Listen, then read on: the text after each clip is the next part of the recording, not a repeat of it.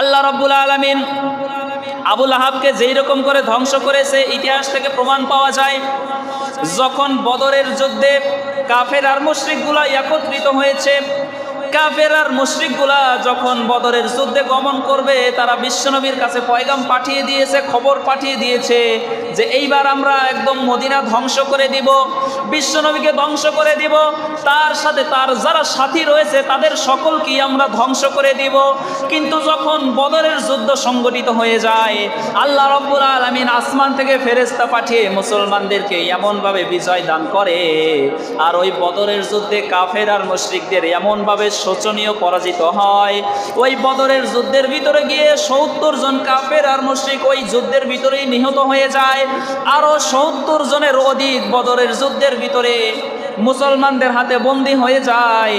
যেই রকম ভাবে শোচনীয় পরাজয় হয়, ওই সময় ওই যুদ্ধের ভিতরে আবুল আহাব ছিল, কিন্তু ওই যুদ্ধের ভিতরে আবুল আহাব কোনো রকম তার প্রাণটা নিয়ে কোনো রকম মক্কার জমিনের ভিতরে বেঁচে ফিরেছে। আবুল আহাব যখন মক্কার জমিনের ভিতরে যুদ্ধ থেকে বেঁচে ফিরল, বেঁচে ফেরার কয়েকদিন পরেই আল্লাহ রাব্বুল আলামিন এই যে বিশ্বনবীকে আবুল আহাব এত পরিমাণ অন্যায় অত্যাচার করেছে, এত পরিমাণ নির্যাতন করেছে, এই নির্যাতনের ফল কয়েকদিন পরেই আল্লাহ রাব্বুল আলামিন তার শরীরের উপরে দিয়ে দিয়েছে। আবুল আহাব যখন বদর যুদ্ধ থেকে কোনো রকম তার জীবনটা নিয়ে, তার প্রাণটা নিয়ে মক্কার জমিনের ভিতরে আবার বেঁচে ফিরে এসেছে, আল্লাহ রাব্বুল আলামিন তার গলার এক সাইডে এমন একটা প্লেগ রোগ দেখা দিয়েছে, এমন একটা রোগ দেখা দিয়েছে যেই রোগটা এমনভাবে সংক্রমিত হয়েছে, তাফসিরের ভিতরে পাওয়া যায় যে ৭ দিনের ব্যবধানের ভিতরে, ৭ দিনের ভিতরে ওই রোগটা তার সারা শরীরের ভিতরে একদম বিস্তার লাভ করে নিয়েছে। শুধু তাই নয়, আবুল আহাবকে তার সমাজের ভিতরে, তার পরিবারের ভিতরে, তার সন্তান, তার স্ত্রী যারা রয়েছে তারা সকলেই মিলে বৈঠক করলো যে আবুল আহাবের শরীরের ভিতরে এমন একটা রোগ হয়েছে, এই রোগটা যদি আমাদের ভিতরে, এই মানুষটা যদি অবস্থান করে তাহলে তো এই রোগটা আমাদের ভিতরেও সংক্রমণ হয়ে যেতে পারে। সুতরাং আবুল আহাবকে আমাদের পরিবারের ভিতরে আর রাখা যাবে না। দেখেন আবুল আহাবের এত সম্পত্তি, এত ক্ষমতা, এত তার সন্তান সন্ততি, এত তার পরিবারের লোকজন, এত মহাব্বতের মানুষ, কিন্তু ওই পরিবারের লোকরাই সকলে মিলে সম্মিলিত সিদ্ধান্ত নিল যে আবুল আহাবকে আমাদের সাথে আর রাখা যাবে না। তারা সকলে মিলে উটের পিছনে একটা রশি বাঁধলো, রশি বেঁধে নিচে একটা চটের মতো একটা বিছানা বিছিয়ে দিল। বিছানা বিছিয়ে দেওয়ার পরে ওইটার উপরে আবুল আহাবকে রেখে দিল। রেখে দেওয়ার পরে ওই উটটা নিয়ে মরুভূমির ভিতরে রেখে আসলো। আরও কিছুদিন অতিবাহিত হওয়ার পরে আবুল আহাবের শরীরের ভিতরে ওই রোগটা এমনভাবে সংক্রমিত হয়েছে, এমনভাবে ওই রোগটা বিস্তার লাভ করেছে। ওই সময়ে কিন্তু আবুল আহাব তার জীবন থেকে রুহটা ত্যাগ হয় নাই, তার শরীর থেকে রুহটা বের হয়ে যায় নাই। এমন সময়ও আবুল আহাবের শরীরের ভিতরে প্রত্যেকটা অঙ্গ প্রত্যঙ্গের ভিতরে এমনভাবে ওই রোগটা সংক্রমিত হয়ে গেছে, তার শরীর থেকে বস্তুগুলো এক খসে খসে মাটির ভিতরে পড়তে লাগলো। এমন একটা কষ্টের ভিতরে আবুল আহাব জীবনযাপন করতেছে। ওই সময় কিন্তু আবুল আহাব মরে নাই।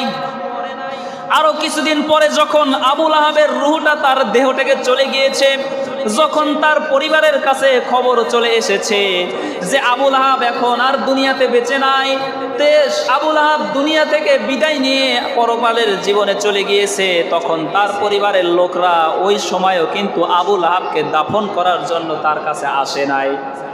আবুল আহাবকে দাফন করার জন্য তার পরিবারের লোক তার কাছে আসে নাই, যে যেই রোগ আবুল আহাবের হয়েছে, যদি আমরা ওই সময় আবুল আহাবের কাছে যাই ওই রোগটা তো আমাদেরও হতে পারে। এমনকি আবুল আহাবের যেই দাস দাসীগুলো ছিল তারাও পর্যন্ত আবুল আহাবের কাছে যেতে চাইতো না, কিন্তু তার পরিবারের লোক দাস দাসদেরকে জোরপূর্বকভাবে আবুল আহাবের কাছে পাঠিয়ে দিয়েছে।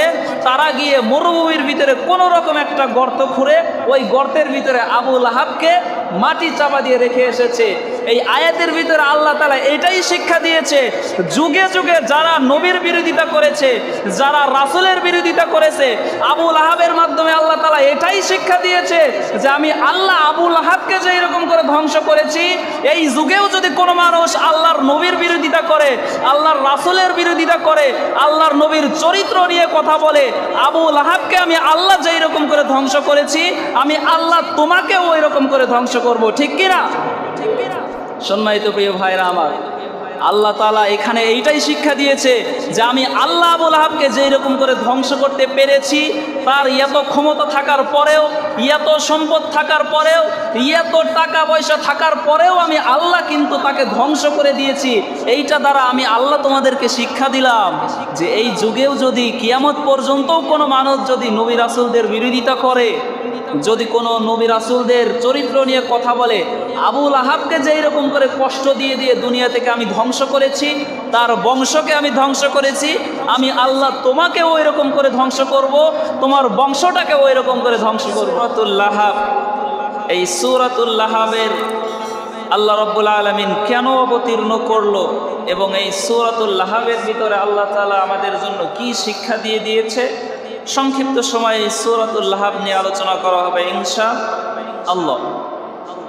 আল্লাহ রাব্বুল আলামিন যখন বিশ্বনবীকে এই দুনিয়ার বুকের ভিতরে পাঠিয়ে দিল, রব্বুল আলামিন বিশ্বনবীকে প্রথম যখন অর্ডার করলো যে ইসলামের দাওয়াত দেওয়ার জন্য, বিশ্বনবী যখন মানুষদেরকে বেছে বেছে ব্যক্তি বিশেষে টার্গেট নিয়ে নিয়ে টার্গেটকৃত ব্যক্তিদেরকে যখন আল্লাহর নবী বিশ্বনবী ইসলামের দাওয়াত দেওয়া শুরু করে দিল, এমন সময় আল্লাহ রাব্বুল আলামিন কুরআনুল কারীমের 26 নম্বর সূরা সূরাতুশ শুআরার 213, 14, 15 তিনটি আয়াত নাযিল করে দিয়ে বিশ্বনবীকে জানিয়ে দিল। আল্লাহ রাব্বুল আলামিন বলেন, ফালা তাদউ মা'আল্লাহি ইলাহান আখার ফাতাকুনা মিনাল মুআযযাবিন ওয়া আনযির আশীরাতাকাল আকরাবিন ওয়াখফিদ জানাহাকা লিমান ইত্তাবা'আকা মিনাল মুমিনিন। আল্লাহ রাব্বুল আলামিন বিশ্বনবীকে বলতেছে, ওগো রাসূল, ফালা তাদউ মা'আল্লাহি ইলাহান আখার, আপনি আপনার সমাজের ভিতরে, আপনার গোষ্ঠীর ভিতরে আপনি ঘোষণা দিয়ে দিন, ফালা তাদউ মা'আল্লাহি ইলাহান আখার, একমাত্র ইলাহ হিসাবে, একমাত্র উপাস্য হিসাবে আল্লাহ ছাড়া যেন অন্য কাউকে উপাস্য হিসাবে কোনো মানুষ গ্রহণ না করে। ইলাহ হিসাবে একমাত্র আল্লাহ তাআলা কি যেন স্বীকৃতি দিয়ে দেয়, উপাস্য হিসাবে মানুষগুলা যেন একমাত্র আল্লাহ রাব্বুল আলামিনকে স্বীকৃতি দিয়ে দেয়। অন্য যে কোনো পারপাসে মানুষ যদি আল্লাহকে ইলাহ হিসাবে স্বীকার করে, রব হিসাবে মানে, মাবুদ হিসাবে মানে, সৃষ্টিকর্তা হিসাবে যদিও মানে, কিন্তু ইবাদতের ক্ষেত্রে এসে যদি কোনো মানুষ আল্লাহ তাআলার সাথে কাউকে শরীক করে নেয়, তাহলে তার জীবনের ভিতরে যত কাজ আছে, যত কর্ম আছে, ওই মানুষটা যত ভালো কাজই করুক না কেন, সব কিছুই কিন্তু আল্লাহ তাআলার কাছে পরিত্যাজ্য হয়ে যাবে।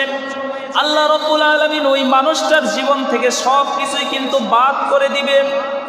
আল্লাহ রাব্বুল আলামিন বিশ্বনবীকে জানিয়ে দিচ্ছে, ফালা তাদউ মা'আল্লাহি ইলাহান আখার, ওগো আল্লাহর নবী, আপনি আপনার গোষ্ঠীর ভিতরে, আপনার সমাজের ভিতরে, আপনার গোত্রের ভিতরে এই ঘোষণাটা দিয়ে দিন যে আল্লাহ ছাড়া অন্য কাউকে যেন ইলাহ হিসাবে গ্রহণ না করে।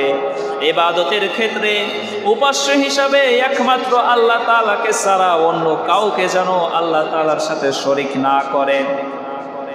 যখন কাফের আর মুশরিকদেরকে জিজ্ঞাসা করা হতো, মান খালাকাস সামাওয়াতি ওয়াল আরদ, কাফের আর মুশরিকদেরকে যখন জিজ্ঞাসা করা হতো, এই যে আসমান আর জমিন তুমি দেখো, এই আসমান আর জমিনটা কে সৃষ্টি করেছে, তখন আবু জেহেল, উতবা, সাইবা লাভ দিয়ে উত্তর দিয়ে দিত, সায়াকুলান্নাল্লাহ, এই আসমান জমিন একমাত্র আল্লাহই সৃষ্টি করেছে। যদি কাফের আর মুশরিকদেরকে জিজ্ঞাসা করা হতো, তোমাদেরকে হায়াত দেয় কে, তোমাদেরকে মউত দেয় কে, তোমাদের জীবিকা কে পরিচালনা করে, তোমাদেরকে কে সৃষ্টি করেছে, তারা সবাই কিন্তু একত্রে একসাথে উত্তর দিয়ে দিত, আমাদেরকে হায়াত দেয়, আমাদেরকে মউত দেয়, আমাদেরকে যে সৃষ্টি করেছেন তিনি আমাদের আল্লাহ। কিন্তু তাদের প্রবলেম ছিল এক জায়গায়, তারা যে ইবাদত করত, ওই ইবাদতের সময় আল্লাহর সাথে অন্য উপাস্যকেও শরীক করে নিত। এজন্য আল্লাহ রাব্বুল আলামিন বিশ্বনবীকে বলে দিয়েছে, ফালা তাদউ মা'আল্লাহি আখার, আপনি আপনার গোষ্ঠীর ভিতরে, আপনার সমাজের ভিতরে, আপনার গোত্রের ভিতরে যেই মানুষগুলা রয়েছে তাদেরকে আপনি ঘোষণা দিয়ে দিন তারা যেন একমাত্র উপাস্য হিসাবে আল্লাহ তাআলাকেই স্বীকার করে নেয়, আল্লাহ তাআলা ছাড়া যেন অন্য কাউকে উপাস্য হিসাবে মাবুদ হিসাবে স্বীকার না করে। রব্বুল আলামিন পরবর্তীতে বলতেছেন ওয়ানযির আশীরাতাকাল আকরাবিন। আল্লাহ রব্বুল আলামিন বিশ্বনবীকে যখন ইসলামের দাওয়াত দিয়ে, ব্যক্তি বিশেষে ইসলামের দাওয়াত দেওয়ার জন্য যখন আল্লাহ রব্বুল আলামিন বিশ্বনবীকে ঘোষণা দিয়ে দিল, আল্লাহ রব্বুল আলামিনের অর্ডারে বিশ্বনবী আল্লাহ রব্বুল আলামিনের অর্ডারে ব্যক্তি বিশেষে মানুষদেরকে বেছে বেছে যখন ইসলামের দাওয়াত দেওয়া শুরু করে দিল, ওই সময় আল্লাহ রব্বুল আলামিন এই সূরাতুল লাহাবটা নাজিল করে দিয়েছিল।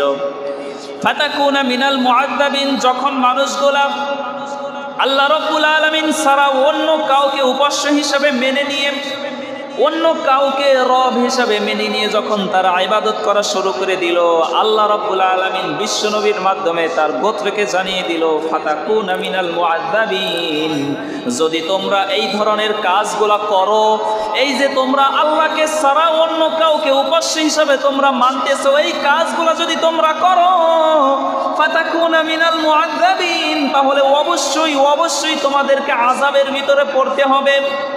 ওয়ানযির আশীরাতাকাল আকরাবিন, ওই সময় আল্লাহ তাআলা ব্যক্তি বিশেষে দাওয়াত দেওয়ার জন্য আল্লাহর নবীকে অর্ডার দিয়ে দিল।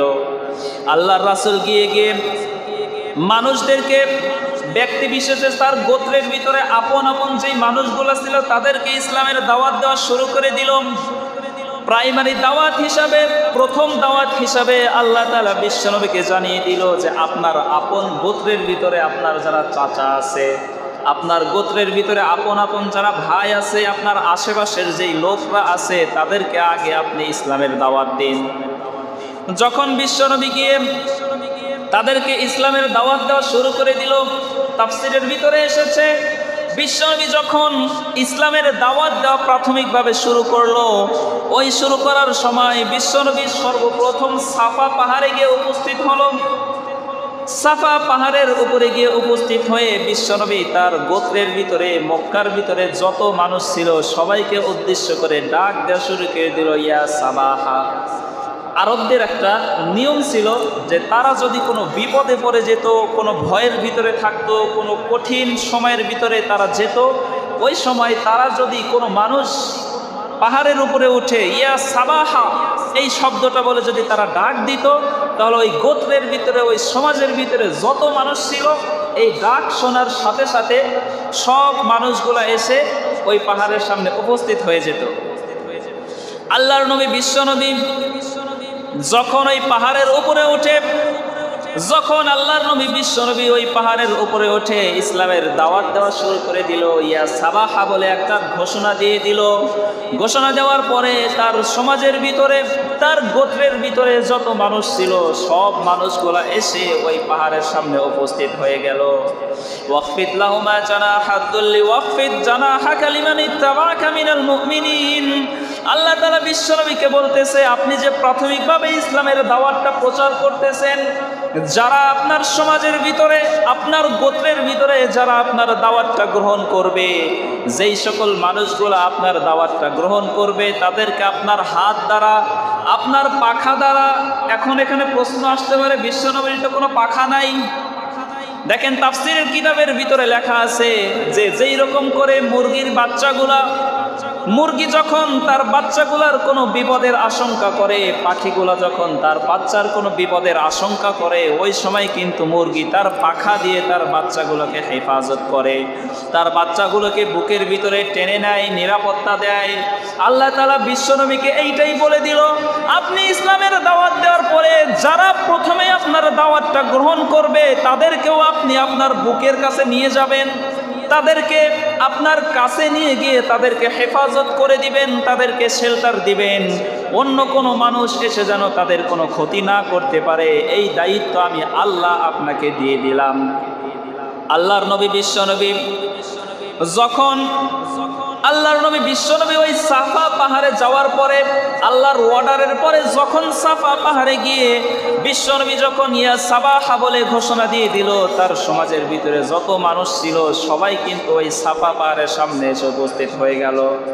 যারা হজ করেছেন অথবা যারা উমরা করেছেন, আমরা যে এই যে বাংলাদেশ থেকে আমরা যে দিক ফিরে কিবলার দিক হয়ে আমরা নামাজ আদায় করি, মসজিদুল হারামের যেই দরজাটা আছে, মসজিদুল হারামের পূর্ব সাইডে এই দরজাটা উপস্থিত। অর্থাৎ আমরা যেই দিকে ফিরে নামাজ পড়ি, আমাদের সামনে এই মসজিদুল হারামের যে পূর্ব সাইডে যেই দরজাটা আছে এই দরজাটা থাকে, এবং এই দরজার এক সাইডেই মাকামে ইব্রাহিম এবং তার পাশেই হাজরে আসওয়াদ, এবং ওই সোজাসুজি যেই পাহাড়টা আছে ওইটাকেই বলা হয় সাফা পাহাড়। আল্লাহর নবী বিশ্বনবী যখন ওই সাফা পাহাড়ে গিয়ে উপস্থিত হয়ে ইয়া সাবাহা বলে এরকম একটা ঘোষণা দিয়ে দিল, সমাজের ভিতরে যত মানুষ ছিল সবাই এসে ওই পাহাড়ের সামনে গিয়ে উপস্থিত হয়ে গেল। তখন বিশ্বনবী তার গোত্রের লোকদেরকে উদ্দেশ্য করে বলতেছে, আমি আজকে এখানে তোমাদেরকে ডাক দিয়েছি, এমনি এমনি কিন্তু তোমাদেরকে ডাক দেই নাই। আমি বিশ্বনবী তোমাদেরকে আজকে যেইখানে ডাক দিয়েছি, তোমরা কি আমাকে আমার কথা তোমরা বিশ্বাস করো নাকি? আমাকে তোমরা সত্যবাদী হিসাবে বিশ্বাস করো নাকি? তখন তার গোত্রের লোকেরা বিশ্বনবীকে বলতেছে, অবশ্যই আমরা আপনাকে সত্যবাদী হিসাবেই বিশ্বাস করি, কারণ ছোটবেলা থেকে আপনি তো আমাদের মাঝেই বড় হয়েছেন, আপনি তো কখনোই মিথ্যা কথা বলেন নাই, আপনার জীবনে আপনি এমন কোনো কাজ আপনি করেন নাই যেই কাজের কারণে আপনাকে আমরা খারাপ বলতে পারবো। আপনি কখনো কোনো দুর্নীতির সাথে আপোষ করতেন না, যারা দুর্নীতি করত তাদের সাথেও আপনি থাকতেন না, যারা বিশ্বাসঘাতকতা করত তাদের সাথেও আপনি কখনো থাকতেন না। অবশ্যই আমরা আপনাকে সত্যবাদী হিসাবে বিশ্বাস করি। আল্লাহর নবী তখন তার গোত্রকে উদ্দেশ্য করে বলতেছে, আমি যদি আপনাকে এখন বলি এই সাফা পাহাড়ের পিছনে একটা সৈন্য দল আপনাদেরকে আক্রমণ করার জন্য দাঁড়িয়ে আছে, এই সৈন্য দলটা হঠাৎ করেই এখন আপনাদের সামনে এসে আপনাদেরকে আক্রমণ করে ধ্বংস করে দিবে, এই কথাটা কি আপনারা বিশ্বাস করবেন নাকি? তখন গোত্রের লোকেরা সবাই এক বাক্যে উচ্চারণ করে বলে দিল, হ্যাঁ অবশ্যই আমরা আপনার কথা বিশ্বাস করব, কারণ আমরা তো জানি আপনি যে সত্যবাদী একজন মানুষ, আপনি জীবনে কখনো মিথ্যা কথা বলেন নাই, আমরা এইটা জানি, এবং এইটা জানার কারণে আপনি এখন যেই কথাই বলবেন আমরা আপনার কথা বিশ্বাস করব। আল্লাহর নবী বিশ্বনবী তার গোত্রকে উদ্দেশ্য করে আরো একটা কথা বলল, এই মক্কার জমিনে আরবদের একটা নিয়ম আছে, একটা রীতি আছে।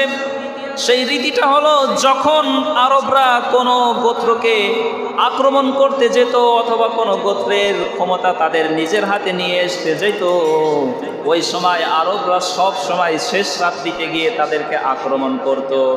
তাফসীরে কিতাবের ভিতরে আসে এই শেষ রাত্রিতে যে আক্রমণ করতো, এই শেষ রাত্রিতে আক্রমণ করার দুইটা কারণ আছে। তার ভিতরে এক নাম্বার কারণ হলো, তারা যে শেষ রাত্রিতে গিয়ে ওই গোত্রের উপরে আক্রমণ করত, একজন মানুষ সারা রাত্রি যদি নাও ঘুমায় কিন্তু শেষ রাত্রিতে গিয়ে ওই মানুষটা কিন্তু ঘুমিয়ে যায়, গভীর ঘুমের ভিতরে আচ্ছন্ন থাকে। আর ওই সময় যদি তাদের উপরে আক্রমণ করা হয় তাহলে আরব গোত্ররা জয়ী লাভ হবে বেশি, এজন্যই তারা শেষ রাত্রিতে আক্রমণ করত।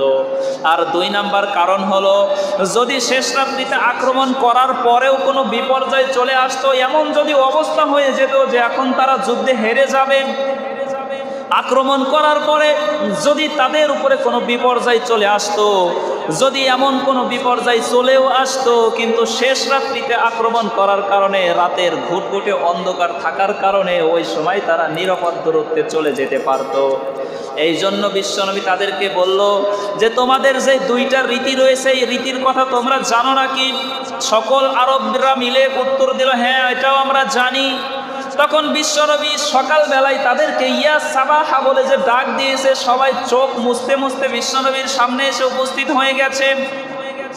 আল্লাহর নবী বিশ্বনবী তখন তাদেরকে জানিয়ে দিচ্ছে, ওগো আমার গোত্রের লোকেরা শোনে নাও, আল্লাহ তাআলা আমাকে অর্ডার দিয়ে দিয়েছে, এক আল্লাহকে তোমরা গ্রহণ করতে হবে ইবাদত হিসাবে, একমাত্র আল্লাহ তাআলাকেই গ্রহণ করে নিতে হবে। উপাস্য হিসাবে একমাত্র আল্লাহ ছাড়া অন্য কাউকে উপাস্য হিসাবে গ্রহণ করা যাবে না। যদি তোমরা একমাত্র আল্লাহ ছাড়া অন্য কাউকে উপাস্য হিসাবে গ্রহণ করে নাও, তাহলে তোমরা জীবনের যত ভালো কাজই করো না কেন, তোমাদের কাজগুলো কিন্তু সব কিছুই একমাত্র বাদ হয়ে যাবে। আল্লাহ তাআলার কাছে সব কিছুই একমাত্র পরিত্যাজ্য হয়ে যাবে, কোনো কিছুই গ্রহণ করা হবে না। আল্লাহর নবী বিশ্বনবী যখন সবাইকে উদ্দেশ্য করে এই ঘোষণা দিয়ে দিল, এই ঘোষণা দিয়ে দেওয়ার পরে বিশ্বনবীর সামনে আবু লাহাবও উপস্থিত ছিল, আরও অসংখ্য মানুষ উপস্থিত ছিল। তাদের ভিতরে অনেক মানুষের বিশ্বনবীর এই কথা শোনার পরে তাদের ভিতরে রাগ হতে লাগলো। কিন্তু কিছু মানুষ রাগের বহিঃপ্রকাশ কিন্তু প্রথমেই করে না। কিছু মানুষ এমন আছে, আমাদের সমাজের ভিতরে এমন আছে, দেখবেন যে আপনি তাদেরকে কিছু বললে যদি তাদের ভিতরে রাগও হয়, তারা এই রাগের বহিঃপ্রকাশ সরাসরি সাথে সাথেই ঘটায় না। কারণ তারা চিন্তাশীল মানুষ, একটা কথা বললে রাগ হওয়ার পরেও তারা আগে ওই কথা নিয়ে কল্পনা করে, একটু চিন্তা ভাবনা করে যে আসলে এই কথাটা কেন বলল। আর কিছু মানুষ আছে অল্প চিন্তার মানুষ, যে কথা বলার সাথে সাথে রাগ হওয়ার সাথে সাথেই তারা সেইটাকে বহিঃপ্রকাশ ঘটিয়ে দেয়, সেই রাগটা প্রকাশ করে দেয়। তাদের ভিতরে আবু লাহাব ছিল এইরকম চেতা মনের মানুষ। বিশ্বনবী যখন এই ইসলামের দাওয়াতটা দিল, বিশ্বনবী যখন এক ইলাহের দাওয়াত দিল, আখিরাতের ভয় দেখালো, মৃত্যুর পরে কবরের ভয় দেখালো, কিয়ামতের ভয়াবহতা সম্পর্কে বিশ্বনবী যখন তাদেরকে ঘোষণা দিয়ে দিল, তখন আবু লাহাব তার রাগ, এত রাগ ছিল, সে তখন রাগের মাথায় বিশ্বনবীকে উঠে বলতেছে, তাব্বাল্লাকা হাদা জামাতানা, তাব্বাল্লাকা আলি হাদা জামাতানা। ওগো মুহাম্মদ, তুমি কি আমাদেরকে এই জন্য, এই অহেতুক কাজের জন্য এইখানে আমাদেরকে জমা করেছো? এই ফালতু কাজের জন্য তুমি কি আমাদেরকে এইখানে জমা করেছো? এই কথা বলার পরেও তার রাগ শেষ হয়ে যায় নাই, তার এত পরিমাণ রাগ। তখন সেই আবু লাহাব বিশ্বনবীকে একটা বদদোয়াই দিয়ে দিল, তাব্বাল্লাকা সাইরাল ইয়াউম। ওগো মুহাম্মদ, তোমার সারাটা দিন ধ্বংস হয়ে যাক। তুমি যেই রকম করে মানুষদেরকে ঘুম থেকে সকালবেলা তাদের সকালটাকে নষ্ট করে নিয়ে এসে এই জায়গায় উপস্থিত করেছো, তাদের সময়টা তুমি যেই রকম করে নষ্ট করে দিয়েছো, আমিও আবু লাহাব তোমাকে বদদোয়া করে দিলাম, তোমার সারাটা দিন যেন ধ্বংস হয়ে যায়। যখন আবু লাহাব বিশ্বনবীকে এই বদদোয়াটা দিয়ে দিল, আল্লাহর নবী বিশ্বনবী এর আগেও তো ইসলামের দাওয়াত দিয়েছিল। ওই সময় বিশ্বনবীর আশেপাশে যেই কয়েকজন সাহাবারা ছিল, ওই সাহাবারাও মনে মনে এইরকম করে চিন্তা ভাবনা করতেছিল, এতগুলা মানুষের সামনে বিশ্বনবীকে যেই রকম করে আবু লাহাব অপমান করলো, আল্লাহর নবী বিশ্বনবী হয়তো আবু লাহাবকেও কোনো বদদোয়া দিয়ে দিবে। কিন্তু বিশ্বনবী ওই সময় আবু লাহাবকে কোনো বদদোয়া দিয়ে দেয় নাই। আল্লাহ রাব্বুল আলামিন এরই প্রেক্ষাপটে আল্লাহ তাআলা এই আয়াতটা নাজিল করে দিয়েছে, ওয়ানদির আশিরাতাকাল আকরাবিন। ওগো আল্লাহর নবী, আপনি এখন ব্যক্তি বিশেষে মানুষদেরকে যাচাই বাছাই করে করে আপনার সমাজের ভিতরে আপন আপন যেই মানুষগুলো রয়েছে তাদেরকে গিয়ে গিয়ে আপনি ইসলামের দাওয়াতটা প্রচার করেন। আবু লাহাব এইরকম দুর্ব্যবহার করলো। এই দুর্ব্যবহার করার কারণে আল্লাহ রাব্বুল আলামিন এই সূরাতুল লাহাবকে অবতীর্ণ করে দিয়েছে। আরো অনেক বর্ণনার ভিতরে এসেছে আবু লাহাব যে শুধু এইরকম দুর্ব্যবহারই করেছে এইরকম নয়, তার চরিত্রটা আরো কি পরিমাণ খারাপ ছিল। অন্য অন্য তাফসীর কারকগণ বলেছেন আবু লাহাবের চরিত্র এত পরিমাণ খারাপ ছিল আর এত পরিমাণ কষ্ট বিশ্বনবীকে দিয়েছে, যত পরিমাণ কষ্ট অন্য অন্য কাফের মুশরিক কখনোই আল্লাহর নবীকে দেয় নাই। আবু লাহাব এত পরিমাণ কষ্ট বিশ্বনবীকে দিত। আল্লাহর নবী বিশ্বনবী যখনই কোনো ইসলামের দাওয়াত দেওয়ার জন্য বাহিরে বের হয়ে যেত, হাদিসের ভিতরে এসেছে আল্লাহর নবী বিশ্বনবী যখন কোনো বাজারের ভিতরে গিয়ে কোনো মানুষদেরকে ডেকে ডেকে যখন ইসলামের দাওয়াত দেওয়া শুরু করে দিত, বিশ্বনবী যখন বলতো কুলু লা ইলাহা ইল্লাল্লাহ তুফলিহুন, তোমরা এক আল্লাহকে উপাস্য হিসাবে মেনে নাও। যদি তোমরা এক আল্লাহকে উপাস্য হিসাবে মেনে নিতে পারো তাহলে তোমরাই একমাত্র সফল কাম হয়ে যাবে। আল্লাহর নবীর এই কথা শুনে, বিশ্বনবীর এই কথা শুনে বাজারের ভিতরে যত মানুষ ছিল সব মানুষগুলো একত্র হয়ে যেত বিশ্বনবীর কথা শোনার জন্য। আর বিশ্বনবীর কথার মাধুর্যতা এত সুন্দর ছিল, বিশ্বনবী এত মোলায়েম ভাষায়, এত নরম ভাষায় সুন্দর করে কথা বলতো। বিশ্বনবীর কথা শোনার জন্য সাথে সাথে অনেকগুলা মানুষ একত্রে জড়ো হয়ে যেত। আল্লাহর নবী বিশ্বনবী যখন ইসলামের দাওয়াতটা প্রচার করত, ইসলামের দাওয়াতটা প্রচার করেই যখন বিশ্বনবী চলে যেত, তার পাশেই আবু লাহাব দাঁড়িয়ে থাকতো। আবু লাহাব বিশ্বনবীর এত পরিমাণ বিরোধিতা করত। আল্লাহর নবী যখন ইসলামের দাওয়াত দিয়ে ওই জায়গা থেকে চলে যেত, সাথে সাথে আবু লাহাব এসে ওই মানুষদেরকে বলতো যে মুহাম্মদ তোমাদেরকে যেই কথা বলেছে ওই কথা যেন তোমরা শোনো না, ওই কথা শুনলে কিন্তু তোমরা ক্ষতিগ্রস্ত হয়ে যাবা। সরাসরি আবু লাহাব এসে বিশ্বনবীর বিরোধিতা করত। বিশ্বনবীর যত জায়গায় ইসলামের দাওয়াত নিয়ে যাইত, তত জায়গায় আবু লাহাব পিছনে পিছনে যে সরাসরি বিশ্বনবীর বিরোধিতা করত। শুধু তাই নয়, মক্কার জমিনের ভিতরে আরবদের একটা রীতি ছিল। হযরতে ইব্রাহিম আলাইহিস সালাতু ওয়াস সালামের সময় থেকে যখন মানুষগুলা হজের জন্য মক্কার ভিতরে আগমন করত, মসজিদুল হারামের ভিতরে যখন আগমন করত, বাহির থেকে অন্য অন্য রাষ্ট্র থেকে যেই মানুষগুলো আসতো, আরবদের একটা রীতি ছিল। সেই রীতি হলো যারা হজ করার জন্য আসতো ওই সকল মানুষদেরকে তারা পানি পান করাতো আর খেজুর তাদেরকে খাওয়াতো। এইটা তাদের জন্য একটা সম্মানজনক কাজ ছিল। আবু লাহাব এই হজের সময়টাকে কাজে লাগালো বিশ্বনবীর বিরোধিতা করার জন্য। আল্লাহর নবী বিশ্বনবীর বিরোধিতা করার জন্য আবু লাহাব একটা ভিন্ন একটা পদ্ধতি অবলম্বন করল। যখন হজের জন্য নানান দিক থেকে মক্কার যেই প্রবেশদ্বার ছিল, মক্কার শহরের ভিতরে প্রবেশ করার জন্য যেই রাস্তাগুলো ছিল, আবু লাহাব সহ আবু লাহাবের যেই সকল সৈন্যদল ছিল তাদের দলবল সহ প্রত্যেকটা দলবলকে আলাদা আলাদাভাবে ভাগ করে দিয়ে মক্কার শহরের ভিতরে প্রবেশ করার যেই রাস্তাগুলো ছিল, ওই রাস্তাগুলোর ভিতরে তাদের দলবলের লোকগুলাকে দাঁড় করিয়ে দিত। আবু লাহাব ওই মক্কার জমিনের ভিতরে হজের সময় যেই সকল মানুষগুলা হজে আসতো, ওই সকল মানুষগুলার ভিতরে বিশ্বনবীর নামে নানান ধরনের বিভ্রান্তি রটনা করত, নানান ধরনের মিথ্যা অপবাদ দিয়ে বিশ্বনবীর কথা তাদের কাছে খারাপভাবে প্রকাশ করত। যেই সকল মানুষগুলা হজ করার জন্য আসতো, বিশ্বনবী তাদেরকে জানিয়ে দিত এই মক্কার জমিনের ভিতরে এমন একজন মানুষ আছে, যেই মানুষটা একদম পাগল হয়ে গিয়েছে, কি ধরনের উল্টাপাল্টা পাগলামির কথাবার্তা বলে। তোমরা এখানে হজ করতে এসেছো, আবার হজ করে সুন্দর করে বাসায় ফিরে যাবা, কিন্তু ওই মুহাম্মদ নামের একটা পাগল রয়েছে, ওই পাগলের কাছে তোমরা কিন্তু কখনোই যাবা না। যদি যাও তার কথার প্যাচের ভিতরে পড়ে, তার কথার আকৃষ্টের ভিতরে পড়ে, তার পথের ভিতরে খারাপ পথের দিকে কিন্তু তোমরা চলে যাবা। এই রকমের মিথ্যা রটনা ওই আবু লাহাব করতে লাগলো প্রত্যেকটা হজ যাত্রীর কাছে গিয়ে গিয়ে। এমনকি শুধু তাই নয়, এই রকম করে দলবদ্ধভাবে প্রত্যেকটা মানুষের কাছে গিয়ে গিয়ে, ব্যক্তি বিশেষের কাছে গিয়ে, একজনের কাছে গিয়ে গিয়ে, প্রত্যেকটা মানুষের কাছে গিয়ে গিয়ে বিশ্বনবীর নামে এই ধরনের খারাপ খারাপ কথা প্রচার করতে লাগলো। কিন্তু তাফসিরের ভিতরে আসছে যে বিশ্বনবীর নামে যখন এই রকম করে খারাপ খারাপ কথা প্রচার করত, বিশ্বনবীর নামে এই ধরনের কুৎসা রটনা করত, যেই সকল মানুষগুলা হজে আসতো তাদের 50% মানুষ ছিল যারা আগে থেকেই মুহাম্মদকে চিনত। তারা মুহাম্মদকে জানতো যে আরবের ভিতরে এমন একজন মানুষ এসেছে, যেই মানুষটা নাকি নতুন একটা ধর্ম প্রচার করতেছে, নতুন একটা বাণী মানুষদের মাঝে প্রচার করে। 50% মানুষ বিশ্বনবীর সম্পর্কে আগে থেকেই জানতো, আর বাকি 50% মানুষ বিশ্বনবীর সম্পর্কে কিছুই জানতো না। আমার তো মনে হয় আবু লাহাবকে দিয়েই আল্লাহ তাআলা একটা হিকমত অবলম্বন করেছে।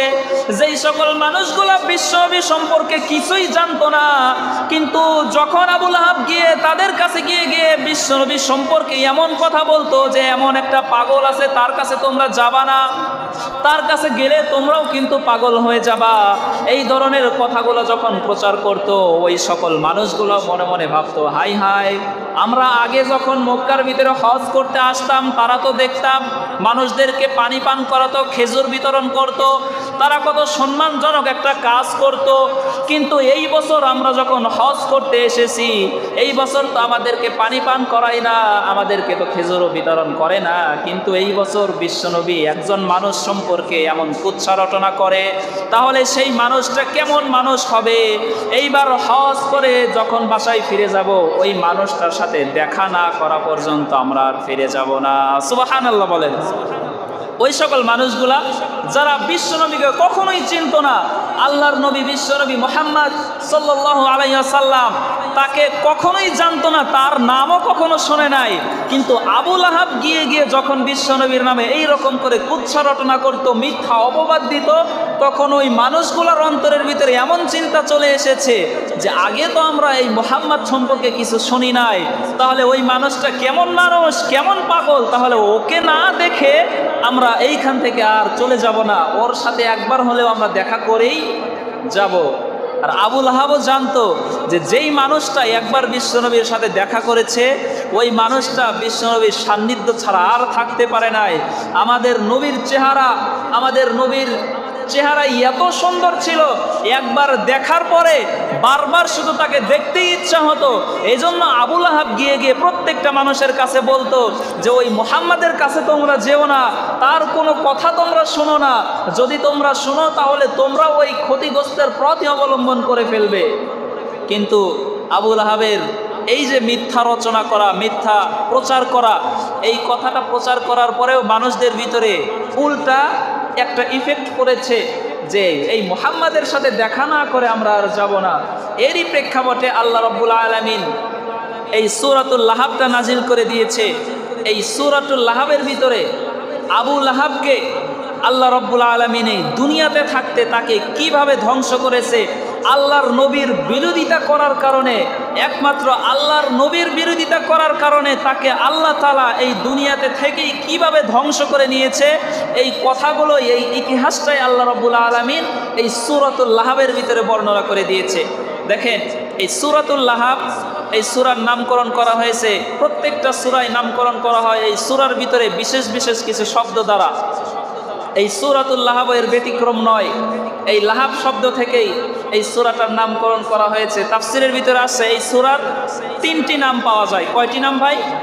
একটু কথা বলেন। এই সূরার 3টি নাম পাওয়া যায়। 1 নাম্বার হলো একে সূরাতুল মাসাদ বলা হয়, 2 নাম্বার সূরাতুল লাহাব, 3 নাম্বার সূরাতুত তাব্বাত ইয়াদা। আর আমাদের বাংলাদেশে আমরা সূরাতুল লাহাব অথবা তাব্বাত ইয়াদা হিসাবেই আমাদের কাছে বেশি পরিচিত।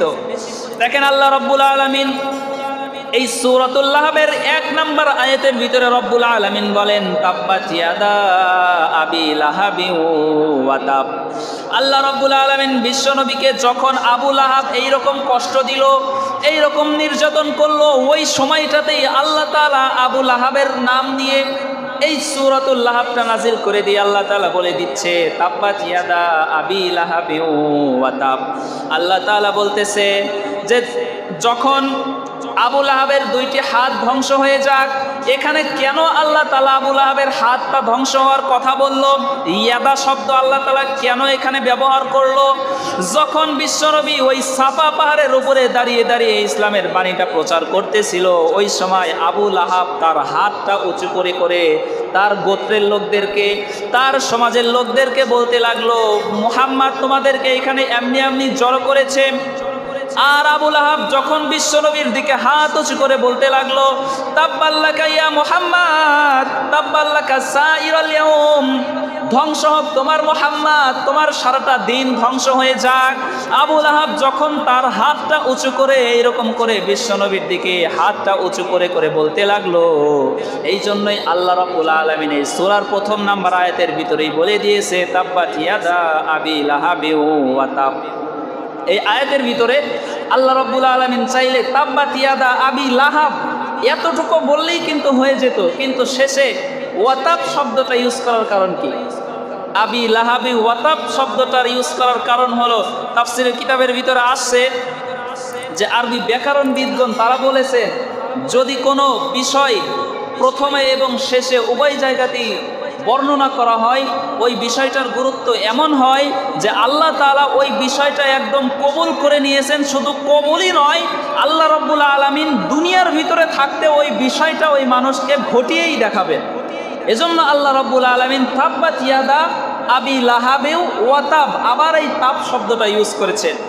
দেখেন আল্লাহ রাব্বুল আলামিন যেই রকম করে সূরাতুল লাহাবের ভিতরে বলে দিয়েছে তাব্বাত ইয়াদা আবি লাহাবিউ ওয়া তাব, এই যে আবু লাহাবের হাতটা ধ্বংস হয়ে যাক আল্লাহ তাআলা বলে দিয়েছে।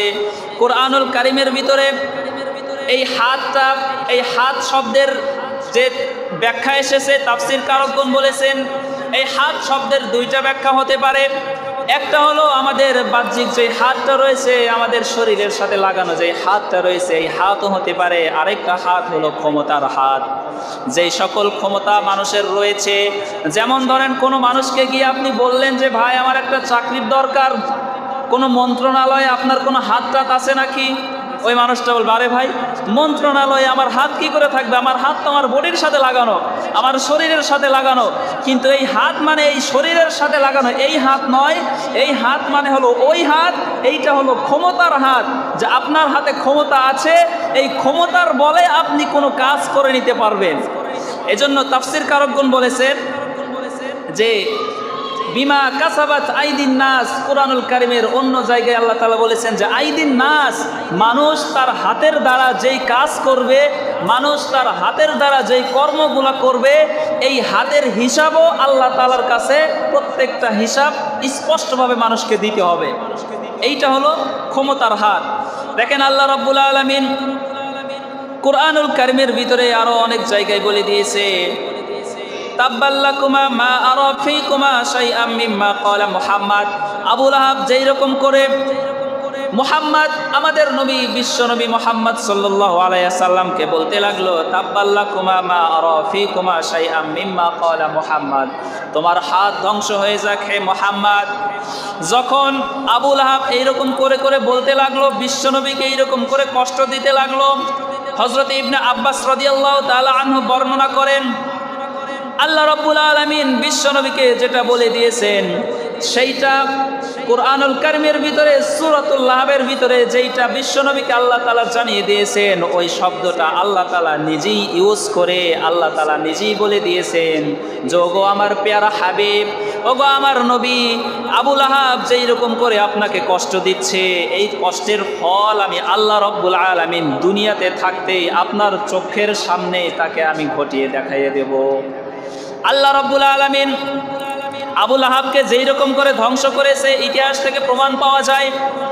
যখন বদরের যুদ্ধে কাফের আর মুশরিকগুলা একত্রিত হয়েছে, কাফের আর মুশরিকগুলা যখন বদরের যুদ্ধে গমন করবে, তারা বিশ্বনবীর কাছে পয়গাম পাঠিয়ে দিয়েছে, খবর পাঠিয়ে দিয়েছে যে এইবার আমরা একদম মদিনা ধ্বংস করে দিব, বিশ্বনবীকে ধ্বংস করে দিব, তার সাথে তার যারা সাথী রয়েছে তাদের সকলকেই আমরা ধ্বংস করে দিব।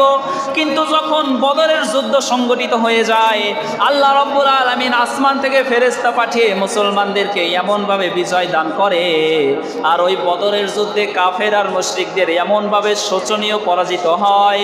ওই বদরের যুদ্ধের ভিতরে গিয়ে ৭০ জন কাফের আর মুশরিক ওই যুদ্ধের ভিতরেই নিহত হয়ে যায়। আরো ৭০ জনের অধিক বদরের যুদ্ধের ভিতরে মুসলমানদের হাতে বন্দী হয়ে যায়। যেই রকম ভাবে শোচনীয় পরাজয় হয়, ওই সময় ওই যুদ্ধের ভিতরে আবু লাহাব ছিল, কিন্তু ওই যুদ্ধের ভিতরে আবু লাহাব কোন রকম তার প্রাণটা নিয়ে কোন রকম মক্কার জমিনের ভিতরে বেঁচে ফিরেছে। আবু লাহাব যখন মক্কার জমিনের ভিতরে যুদ্ধ থেকে বেঁচে ফিরল, বেঁচে ফেরার কয়েকদিন পরেই আল্লাহ রাব্বুল আলামিন এই যে বিশ্বনবীকে আবু লাহাব এত পরিমাণ অন্যায় অত্যাচার করেছে, এত পরিমাণ নির্যাতন করেছে, এই নির্যাতনের ফল কয়েকদিন পরেই আল্লাহ রাব্বুল আলামিন তার শরীরের উপরে দিয়ে দিয়েছে। আবু লাহাব যখন বদর যুদ্ধ থেকে কোন রকম তার জীবনটা নিয়ে, তার প্রাণটা নিয়ে মক্কার জমিনের ভিতরে আবার বেঁচে ফিরে এসেছে, আল্লাহ রাব্বুল আলামিন তার গলার এক সাইডে এমন একটা প্লেগ রোগ দেখা দিয়েছে, এমন একটা রোগ দেখা দিয়েছে যেই রোগটা এমনভাবে সংক্রমিত হয়েছে, তাফসিরের ভিতরে পাওয়া যায় যে ৭ দিনের ব্যবধানের ভিতরে, ৭ দিনের ভিতরে ওই রোগটা তার সারা শরীরের ভিতরে একদম বিস্তার লাভ করে নিয়েছে। শুধু তাই নয়, আবু লাহাবকে তার সমাজের ভিতরে, তার পরিবারের ভিতরে, তার সন্তান, তার স্ত্রী যারা রয়েছে তারা সকলেই মিলে বৈঠক করলো যে আবু লাহাবের শরীরের ভিতরে এমন একটা রোগ হয়েছে, এই রোগটা যদি আমাদের ভিতরে, এই মানুষটা যদি অবস্থান করে তাহলে তো এই রোগটা আমাদের ভিতরেও সংক্রমণ হয়ে যেতে পারে। সুতরাং আবু লাহাবকে আমাদের পরিবারের ভিতরে আর রাখা যাবে না। দেখেন আবু লাহাবের এত সম্পত্তি, এত ক্ষমতা, এত তার সন্তান সন্ততি, এত তার পরিবারের লোকজন, এত মহাব্বতের মানুষ, কিন্তু ওই পরিবারের লোকরাই সকলে মিলে সম্মিলিত সিদ্ধান্ত নিল যে আবু লাহাবকে আমাদের সাথে আর রাখা যাবে না।